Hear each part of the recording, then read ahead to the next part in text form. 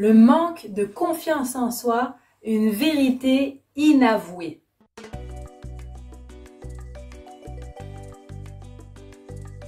Bienvenue à vous les filles sur la chaîne de Challenge ta vie. Je suis Sarah Imbert, votre coach experte en confiance en soi grâce à la puissance du voyage transformationnel.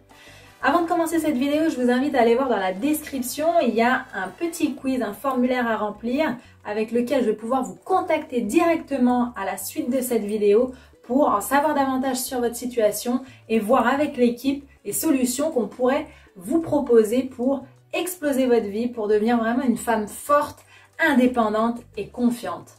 Dans cette vidéo, j'aimerais vous parler d'une vérité que vous ne trouverez nulle part ailleurs. C'est-à-dire que personne n'ose dire de telles choses.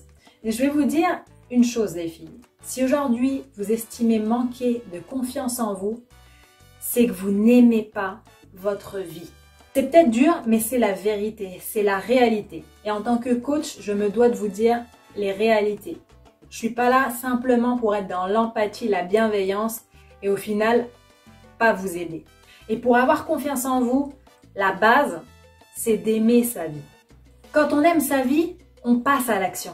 On a envie d'expérimenter des choses. On a envie de partir à l'aventure.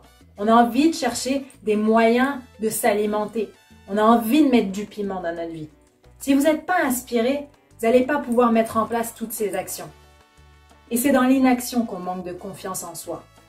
Moins vous allez faire de choses, moins vous allez avoir confiance en vous. Plus vous allez vous laisser aller, plus ça va être dur de forger votre confiance en vous. La confiance en soi, c'est pas il y en a qui l'ont et d'autres qui ne l'ont pas.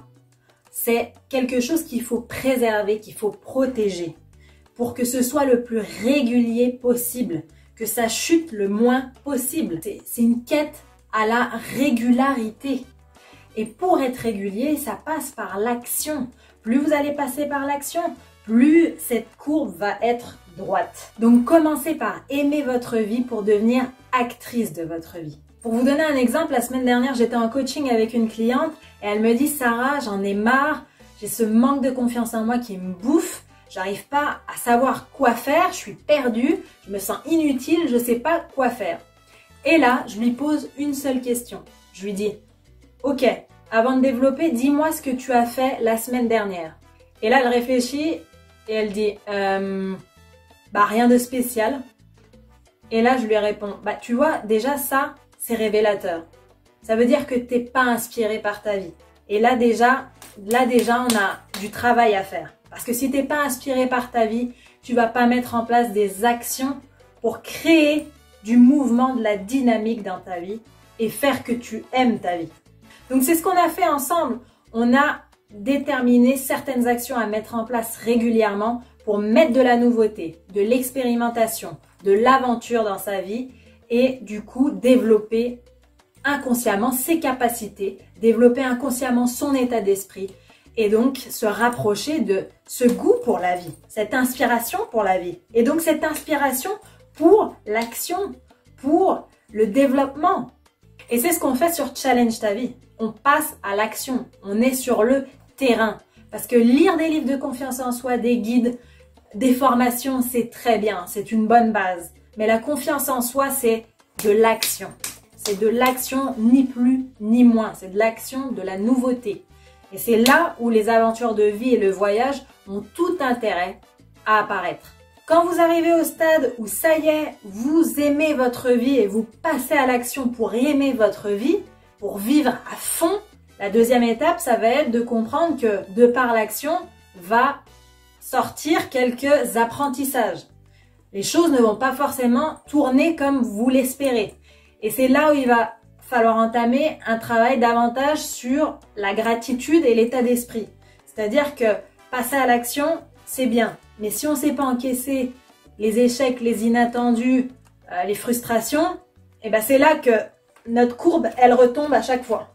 Donc là, il y a un vrai travail de fond à mettre en place que je n'aurai pas le temps de décrire dans cette vidéo. Mais ce qu'il faut retenir sur cette deuxième étape, c'est simplement que faites les choses à 100%, donnez-vous à fond et vous n'aurez pas de regrets.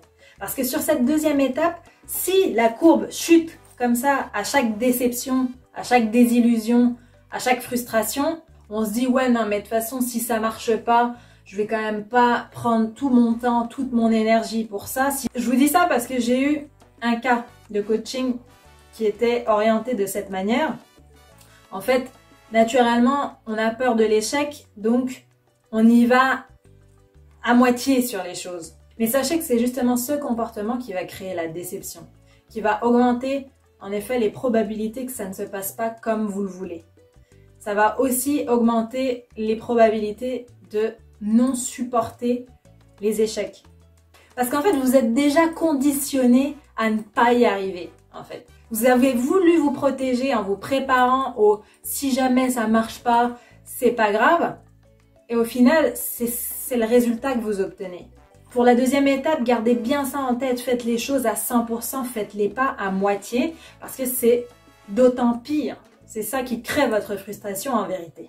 Alors que si aujourd'hui vous faites la chose à fond, peu importe que derrière ça sorte ou pas, vous n'aurez zéro regret. Et ce sera beaucoup plus facile pour vous de développer un état d'esprit qui va vous permettre d'avoir des pensées du style bah voilà, c'est que c'était vraiment pas pour moi parce que moi de mon côté, honnêtement, j'ai rien à me reprocher, j'ai fait mon max.